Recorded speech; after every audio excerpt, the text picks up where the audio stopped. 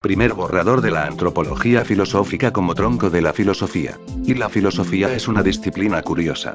Immanuel Kant en la Arquitectónica de la razón pura decía que es imposible enseñar filosofía, pues esta no se da en ninguna parte, esto pues no existen conceptos o ideas que sean universalmente aceptadas por todos los filósofos. Un ejemplo de esto podría ser el hecho de que los filósofos no se ponen de acuerdo sobre el significado de filosofía.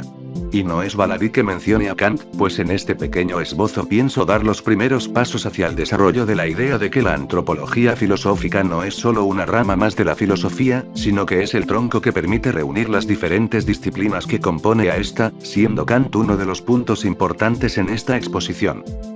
Ahora bien, para lograr esto no solo me limitaré a presentar una revisión bibliográfica de los autores que presentaron esta idea, ya que desconozco todas las opiniones de los autores, sino que pretendo empezar a desarrollar la idea ya presentada. De todas maneras, voy a presentar a autores relevantes para esta tesis, comparando y haciendo un collage de sus ideas, pero sin quedarme estancado en ese aspecto. Además, tengo la intención de desarrollar esta idea al explicar cómo la antropología termina estando en la base de las ramas más canónicas de la filosofía. Por lo tanto, no solo voy a nombrar únicamente mis intuiciones, sino también argumentar para así demostrar cómo esta idea no está tan alejada de lo que se suele entender por filosofía. Pero, antes de empezar a desarrollar esta tesis, tengo que advertir que no me ocuparé de la definición de la filosofía en este escrito. Aunque ese punto sería una parte importante del tema a trabajar, pues el definir la filosofía nos ayudaría a entenderla, presupondré su significado, a través de la revisión de los autores del canon filosófico, entenderé la filosofía de una manera tácita, sin profundizar ni problematizar demasiado esta cuestión, pues se escapa de los objetivos de este ensayo. Y para este escrito es importante realizarse una pregunta: ¿cuándo apareció esta idea? La verdad me veo incapaz de dar una respuesta contundente, pero aún así me esforzaré en hacer un breve esbozo de una historia de esta tesis. Aunque, de manera resumida, me centraré en 4 autores que expusieron planteamientos interesantes. Pero, antes de empezar, es importante mencionar a Sócrates, pero la importancia de Sócrates no se entiende si no se compara con los presocráticos. Para ejemplificar las posiciones de los presocráticos me referiré a las ideas de Parménides y Heráclito, pues de ellos hay más fragmentos. Mi punto es que los presocráticos pensaban al humano junto a la naturaleza. No es casualidad que todos los demás filósofos llamaran a este grupo filósofos naturales, pues sus especulaciones parecían centrarse en el entendimiento de la naturaleza. Por ejemplo, el planteamiento de la unicidad ser del Parménides ve a la humanidad como otra modulación de este ser eterno, por plantearlo de una forma espinosista. Además, en Heráclito pasa lo mismo, pues la discordia es el motor de todo y el ser humano es solo un ser más, aunque tiene la capacidad de acceder al logos. ¿Pero en qué se diferenciaba Sócrates? La importancia de este filósofo es que fue uno de los primeros, por no decir el primero, en incorporar la cuestión del ser humano. Con esto me refiero a que, basándonos en los diálogos de juventud de Platón, podemos pensar en un Sócrates que busca conocer las pasiones y producciones humanas, dejando de lado las especulaciones naturales. Pero debemos recordar que Sócrates fue un filósofo ágrafo, entonces no podemos saber directamente lo que pensaba, sino más bien, la interpretación que de él hacía Platón, Aristófanes o Jenofonte. Por lo cual podemos decir que el primer autor del que podemos estar seguros que expresó de manera explícita esta idea fue Nemesio de Emesa, el filósofo cristiano autor del libro de Natura Hominis. A pesar de que Aristóteles decía que la especulación filosófica nacía del asombro de las personas, fue Nemesio el que le dio una importancia especial al ser humano. Al principio de su tratado menciona cómo todos los animales, incluyendo a los humanos, fueron creados de manera muy similar, presentando una variación de sus naturalezas, pero aún así están ligados entre sí. Unos párrafos después Nemesio menciona la importancia del ser humano para el estudio del todo. Pues al hombre se le asignó un lugar en el límite entre la naturaleza no racional y racional. Si se inclina hacia el cuerpo y ama más las cosas del cuerpo, entonces abraza la vida de los seres no racionales y él será contado entre ellos, y será llamado terrenal, pero, si se mueve hacia lo racional y desprecia todos los placeres corporales, él entrará en la vida divina que es más querida por Dios y preeminentemente humano, y será como un ser celestial, de acuerdo con el dicho: como lo es lo terrenal, tales son también los que son terrenales, y como lo celestial, tales son también los que son celestiales.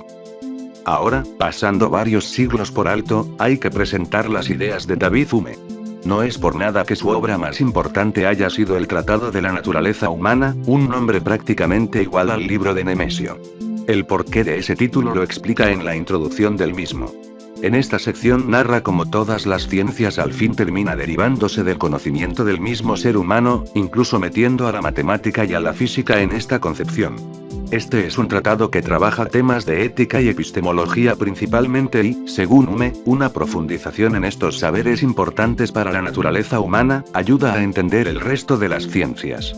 Esto implica que la antropología filosófica sería una parte primordial en la búsqueda por el conocimiento, pues la ciencia del hombre es la única fundamentación sólida de todas las demás. Pasando de Hume llegamos a Kant. Si bien recuerdan en la introducción dije que no es baladí que lo haya mencionado, pues ahora se explicará la razón de esto. En la crítica de la razón pura, más específicamente el canon de la razón pura, Kant nos menciona que su interés tanto teórico como práctico se centra en tres preguntas: ¿qué puedo saber? ¿Qué debo hacer? ¿Y qué me cabe esperar? Esto se suele equiparar con su trilogía crítica, la crítica de la razón pura, de la razón práctica y del juicio, respectivamente. La importancia de estas preguntas recae en cómo engloban una sistematicidad del pensamiento de las distintas formas de conocimiento que se termina englobando en esas tres obras. Pero, esta cuestión en Kant no termina acá, pues años después, en sus clases sobre lógica, Kant reformula esta intuición. En estas lecciones agrega una cuarta que es el hombre. Pero, esto tiene una razón. Después de formular estas preguntas nos dice: la metafísica responde a la primera cuestión, la moral a la segunda, la religión a la tercera, y la antropología a la cuarta. En el fondo se podría considerar todo esto como perteneciente a la antropología, dado que las tres primeras cuestiones se refieren a la última. Martin Buber abre su curso sobre antropología filosófica meditando sobre esta cuestión de la cuarta pregunta en Kant, pues presenta la cuestión que ya hemos presentado con Nemesio y Hume con otra conceptualización. Menciono a Buber pues al final de su meditación sobre la adición de esta cuarta pregunta por parte de Kant termina concluyendo que la misión que asignó a la antropología filosófica que propugnaba constituye un legado al que no podemos renunciar. Por lo tanto, la antropología filosófica, dentro del pensamiento kantiano, resulta ser un algo que era inevitable no acudir. Frente a las tres primeras preguntas propuestas, la cuarta nace del reconocimiento del sujeto que puede responder el resto de preguntas. Finalmente, quisiera cerrar este repaso histórico con lo expuesto por Ernst Tugendhat en su ensayo Antropología como filosofía primera. Como se puede ver desde el título, este filósofo recupera una expresión que no había aparecido hasta este momento: filosofía primera. Es interesante el uso de este término de resonancia aristotélica. Tugendhat decía que Kant era el primero en proponer esta idea, pero él es el primero en presentarlo con esta terminología, pues la pregunta por nosotros, en cuanto humanos, está a la base de todas las disciplinas filosóficas. Esta conclusión la logra al preguntarse cuál es la duda que se encuentra a la base de toda pregunta filosófica, tanto teórica como práctica, siendo esta cómo vivir mejor. Bajo esta idea, toda disciplina filosófica termina remitiendo no solo al ser humano sino a la pregunta por la mejora de este mismo, por lo que le hace afirmar que parece hasta difícil tener que imaginarse una disciplina filosófica que no remita a la comprensión humana. Por lo tanto, podemos resumir todo lo anteriormente presentado en que la pregunta por el ser humano está a la base de todas las preguntas que pueden tener las demás disciplinas filosóficas. Tanto Nemesio, Hume, Kant y Tugendhat parecen seguir el dictum de Protágoras que el hombre es la medida de todas las cosas. No quiero decir que exista un relativismo en estos autores, sino más bien, que la pregunta por el ser humano es la que organiza y sirve de medida para trabajar en las demás disciplinas filosóficas. Por lo tanto, podríamos seguir esta frase diciendo que el ser humano es la medida de todas las cosas, pues partiendo de él podemos entender todo lo que nos rodea. Pero, como había mencionado, no solo tengo la intención de realizar un repaso bibliográfico, pues, como ya había mencionado, ahora vendrá un momento de argumentación. Para esto daré una pequeña definición de las disciplinas filosóficas y cómo éstas terminan remitiendo al ser humano. Ahora bien, esto lleva a un problema enorme, y no digo enorme de manera casual, pues la cantidad de disciplinas que pertenecen a la filosofía es prácticamente inabarcable. Por lo tanto, deduciré las disciplinas canónicas, y principales, las disciplinas que se pueden extraer del corpus aristotélico. La razón de esto es por el sistematismo y prolijidad de este autor, permitiéndonos ver de forma resumida los problemas principales de la filosofía. Ahora bien, de Aristóteles tomaré las siguientes obras y las siguientes disciplinas: los 2 tomos del Organon Lógica, la física, filosofía de la naturaleza y de la ciencia, del alma, antropología filosófica y epistemología, la metafísica, la ética, Nicómaco, la política, el arte, retórica, filosofía del lenguaje, y la poética estética. Finalmente, debo admitir que no las presentaré en este orden, pues se pueden explicar varias disciplinas bajo el mismo razonamiento. Primero presentaré la lógica y epistemología, pero antes es importante definir de qué tratan estas disciplinas. De manera resumida diré que la lógica se encarga de los métodos y principios para distinguir el razonamiento correcto del incorrecto, mientras que la epistemología se encarga de los métodos y formas del conocimiento de las personas. Ahora bien, es evidente cómo la pregunta por el ser humano está por debajo de ambas disciplinas. Bajo de un punto de vista kantiano podríamos decir que participan de la pregunta ¿qué podemos conocer? Pero no se queda aquí, pues como la reconstruye Buber, podríamos decir que la pregunta es sobre la posibilidad del conocimiento, de cómo nosotros, en cuanto seres humanos, adquirimos y procesamos las ideas. Ahora, pasando a la ética y política, podríamos decir que existe la misma facilidad para conectarlo a los seres humanos que la lógica y la epistemología. Esto se entiende desde el momento en el cual definimos las disciplinas.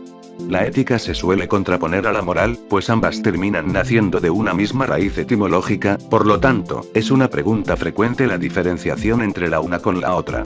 Para no entrar en debates interminables, diré que la ética es la disciplina que trata de los valores morales y la relación con el otro.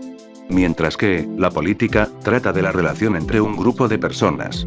Por lo tanto, podríamos decir que ambas disciplinas hablan de la relación de los seres humanos, buscando los valores y el trato con otro hipotético como un grupo social. Pasando a otras disciplinas, ahora toca presentar la filosofía de la ciencia, la filosofía del lenguaje y la estética.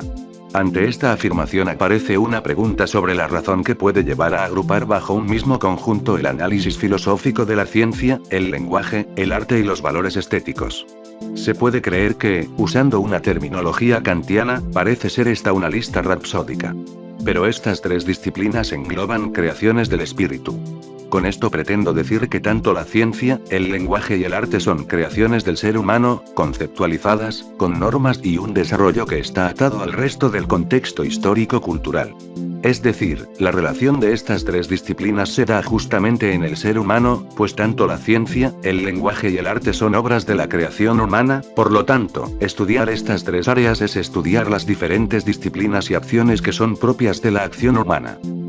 Finalmente queda tratar la filosofía de la naturaleza y metafísica. Ahora bien, es curioso que ponga la filosofía de la naturaleza, pues el naturalismo epistemológico parece haber barrido finalmente con esta disciplina. Parece ser así, no tengo forma de afirmarlo o negarlo. Pero siento que esta es una disciplina que debe estar al lado de la metafísica, la que se puede entender como su opuesto. Sobre la filosofía de la naturaleza podría decirse que es una disciplina que busca entender la naturaleza de manera teórica, es decir, a diferencia de la ciencia, busca generar conceptualizaciones de la naturaleza basándonos en el análisis de los fenómenos físicos. Mientras que, la metafísica, podríamos decir junto a Brian Garrett que Aristóteles describió su filosofía primera como el estudio del ser en cuanto ser. Esta caracterización, aunque críptica, logra captar un aspecto medular de la metafísica, su búsqueda de generalidad. Pero parece que estas son las 2 disciplinas más alejadas de la pregunta antropológica, pero aquí toca recuperar una idea de Nemesio. La solución a este problema será entender lo que podemos conocer de manera fenoménica como la naturaleza, lo que podemos percibir y entender, o de manera racional como metafísica, es decir, entender las preguntas que nos llevan mucho más allá de la experiencia. Ahora bien, se puede creer que esta es una visión muy antropocéntrica de la filosofía, dejándolo como el punto importante de toda reflexión. Pero no creo que sea así. Lo importante es entender por qué la filosofía termina preguntando por el ser humano. Es una cuestión de lo que podemos entender. Estamos atados a nuestro cuerpo y nuestras formas de entender. Por ejemplo, no podemos entender las intenciones y los pensamientos de los animales, por eso la ética animalista se basa en el utilitarismo y en criterios que se basan en la corporeidad. Entender que estamos atados a lo que tenemos, nuestro cuerpo, nuestra racionalidad y nuestros sentidos, por lo tanto, nuestras reflexiones no pueden escapar de estas. Y de todo esto se puede concluir que, tal como presentaban los 4 autores presentados en el desarrollo es este texto, la pregunta por el ser humano está a la base de todas las preguntas canónicas de la filosofía. Recuperando las ideas de Tugendhat, la verdadera filosofía primera es la antropología, no la metafísica ni ninguna otra. Esto se debe a un punto importante, pues nuestro conocimiento está limitado en nuestra propia constitución como ser humano. Es decir, solo podemos conocer lo que nuestros sentidos y nuestra racionalidad nos permite conocer. Esto significaría que nosotros seríamos la verdadera unidad de medida de todo lo que conocemos, no como un relativismo, sino como herramienta y base de lo que podemos conocer. Aún así, es importante destacar que no pretendo cerrar este tema, todo lo contrario, pues este es solo un primer esbozo. Un borrador de una idea que se vio presentada en la misma historia de la filosofía y que se puede ver reflejado en las distintas disciplinas que componen la filosofía. Por lo tanto, solo quedaría seguir pensando e investigando para entender cómo esta tesis se puede ver enriquecida o, incluso si se diera el caso, derribada.